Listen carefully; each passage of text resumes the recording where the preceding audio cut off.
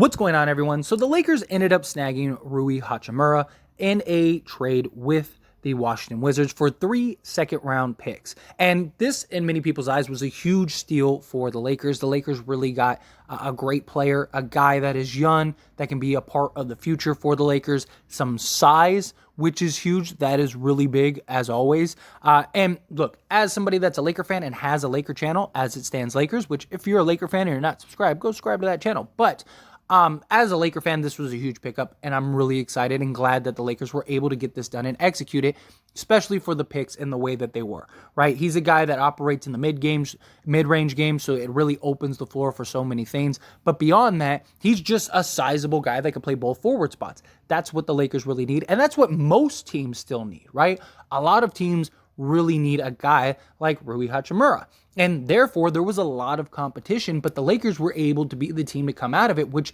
also surprised a lot of people. And we got a report today that another deal was very close to being done for Rui Hachimura, and it involved a 3-team deal with the Milwaukee Bucks and the Phoenix Suns. So based on a report from Yahoo Sports' Jake Fisher, he reported that the Wizards were in negotiations with the Milwaukee Bucks and the Phoenix Suns. Hachimura would have landed in Phoenix, with Jae Crowder going to the Bucks, and the Wizards would have received 3 second-round picks and salary fill. This would have been quite the interesting trade if this got done, right? I mean, obviously, you have Hachimura going to the Phoenix Suns instead of the Lakers. The Phoenix finally moves Jae Crowder, and Milwaukee gets that backup wing that they really need and are trying to look for right now. And obviously, the whole Jae Crowder Phoenix Suns issue would have gotten resolved, and now Phoenix is back to square one, right? They've been trying to unload Jae Crowder. Jae Crowder wants to play, but the Phoenix Suns just aren't willing to trade him or not able to find a deal that makes sense to them to trade it. Phoenix is in a free fall. They're really struggling, right? And they're trying to now be buyers and maybe even potentially sellers in this upcoming trade deadline. And Jae Crowder was a piece that they were hoping they would be able to move off of and get some quality piece in return, and it just hasn't worked out, right? Now, if they were able to basically flip Crowder for Hachimura, that would have been huge, right? That would have been great for Phoenix. They would have gotten a young, sizable 3-and-D style, just forward to add to Bridges and Johnson. That would have been huge for Phoenix and really kind of would have been an upgrade in many ways and in many people's eyes. And then the Milwaukee Bucks, they would have gotten a great, solid veteran 3-and-D, could play both forward spots, and Jae Crowder, they want a guy like that to kind of be another backup to Middleton, maybe Giannis in some stretches, and just other just to fill in that forward role, right? And come in, play some solid minutes. They're a team that's contending, that likes that veteran depth. Jae Crowder would have been a great fit in Milwaukee, in my opinion. But the issue that lies with this is one of the reasons that, again, I have the Laker channel, and I've mentioned on the Laker channel multiple times, the one advantage the Lakers have is all of their salary filler are all expiring. So a team like Washington, they wanted to move off of Rui Hachimura because they didn't want to pay him. So why would they take on long-term salary? Now, Phoenix could have gotten, could have stacked some salaries to make it work. But, like if you're the Wizards, do you really want, teams don't really like to take on multiple guys just to make a deal work, right? Very rarely do you see teams, it's usually 1-for-1 player, unless it's just some like a Rudy Gobert trade or something like that. Teams don't really want to have to take on 2 or 3 guys and then buy all these guys out and go through this whole process and stuff. They want it very straightforward, right? Like the Lakers trade. Kendrick Nunn for Rui Hachimura. Boom, done. Here's your 3 seconds. Win-win for everybody. We're good. Right? So that, I think, was an advantage for the Lakers in that deal. And I also think that, Milwaukee very likely looked at this and, they had some questions based on the full report that Milwaukee was kind of like, they didn't know how they felt about Jae Crowder, which is very understandable, right? Jae Crowder hasn't played, right? He's also a guy that he was already having not the best run as of late as far as player standards go. He's a guy that could provide, some solid just play time, but shooting wise, he's really struggling. He's kind of lost a step from what we've seen when he was playing. And there was just a lot of questions on Milwaukee's end, again, based on this report, that Milwaukee was concerned with Jae Crowder and him being able to get through a physical, him kind of having his game legs ready under him. And it was like, well, Phoenix is getting the young buck in Rui Hachimura, and we're getting Jae Crowder, which we're fine with, but we don't even know if Jae Crowder can play, right? Like, we don't know how good he's going to be able to play. Is he going to come back, and because, he's been sitting this whole time, he's going to come back and now he's hurt or something? Like that's a real concern. And that was kind of what Milwaukee expressed, right? Based on this report, it looked like the Wizards, they didn't really want to take on salary just for the taking salary, even for those 3 seconds. And the Milwaukee Bucks just had a lot of questions about taking on Jae Crowder, which is probably going to be an issue for most teams. Like, Jae Crowder hasn't played this entire season.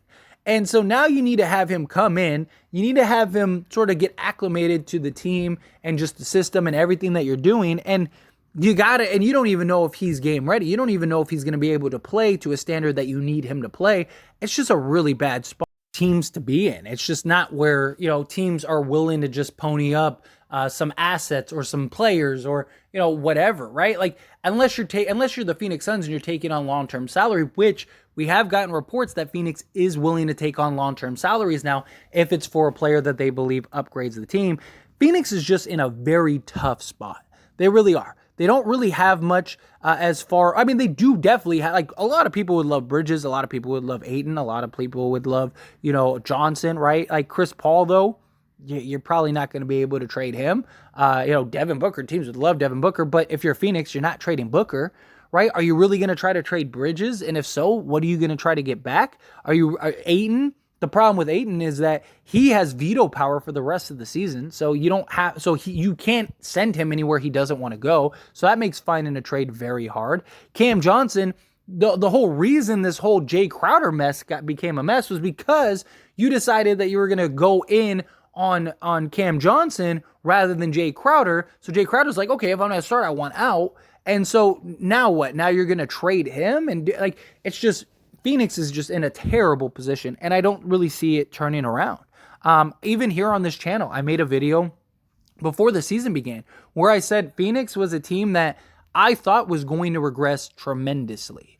I thought from what we saw last season, I thought that this team is not very good. They're really regressing. They have locker room issues. Monty Williams doesn't really seem to have, real control over this team. It's an absolute mess. Everything that happened in the offseason with the ownership and everything, I was like, this is going to be really bad for Phoenix. I didn't think they'd be this bad, but I thought that this was a team that could be a play-in team, maybe just a low-seeded playoff team, maybe squeeze into like the 6th seed, but I didn't think that they'd be running the West like they were the last few seasons, right?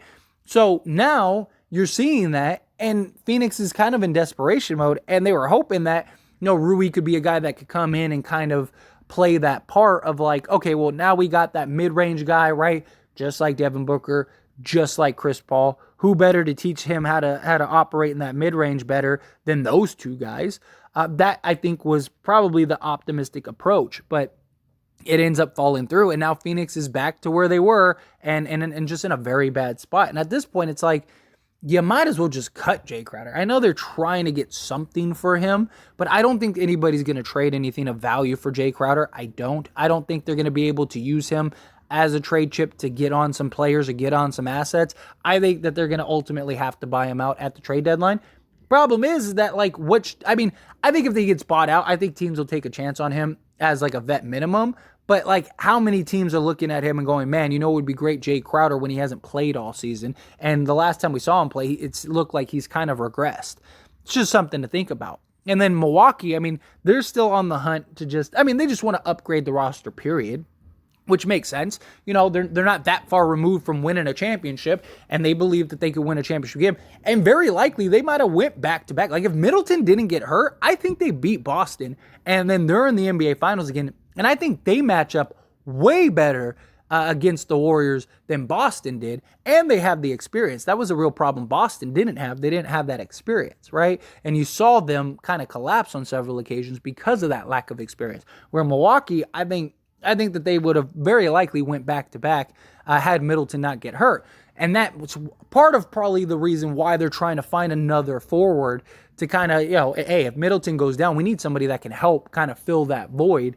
And not that Jae Crowder would necessarily do that, but I think it gives you at least a body that can come in, has the veteran experience, is a guy that's been to a finals, that has played in the finals, that has played a part, played a role. He's a guy that is kind of plug and play if he can plug and play still, right? And so Milwaukee, I think their search is going to continue, and it's going to be interesting to see because they don't have a whole lot as far as trades and the trade market and stuff like that goes. So it's going to be very hard for Milwaukee to operate and find a good deal that makes sense for them to kind of take on some pieces, right? Like that's going to be a tough spot for them.